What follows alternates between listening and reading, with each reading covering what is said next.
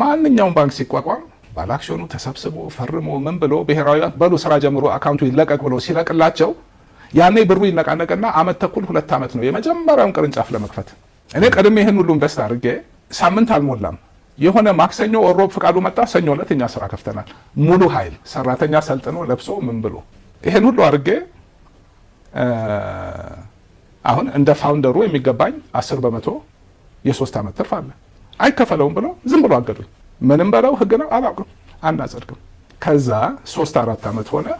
ባልሆነ ሰበብ ነበር የሚፈልጉት ከቦርድ በቃ ጊዜው ደርሶ ሲቀነሱ የሆኑ ሰዎች እኛ ሀገር በቃ ያው ደካማማት ነው ሁሌ ዙሪያ የሚኖረው ምንም መፍት በሌለው ነገር በቃ እኔ ለምን አልቀጠልኩም ብለው ምስረታ ላይ በቃ ኮንፍሊክት ኦፍ ኢንትረስት ነበረው ኤርሚያስ ይሄ ሂሳብ ይመርመር ምናምን ብለው ሲሏቸው ወዲያውኑ ከባንኩ አገዱኝ። አመት ሙሉ ኦዲት ተደረገ። ኦዲተሩ አንድ ጥፋት አላገኘም። 6 ወር ዝም ብለው ሲተኙ ጋዜጣ ላይ የዘገየ ፍትህ እንደተነፈገ ፍትህ ነው ብዬ ቅጥቅጥ አድርጌ ጻፍኩኝ። በሁለተኛው ቀን እድሜ ልክህን በቃ ከማንኛውም ባንክ ቦርድ ታግደሃል ብሎ ደብዳቤ ጻፉልኝ። ምክንያት የለውም።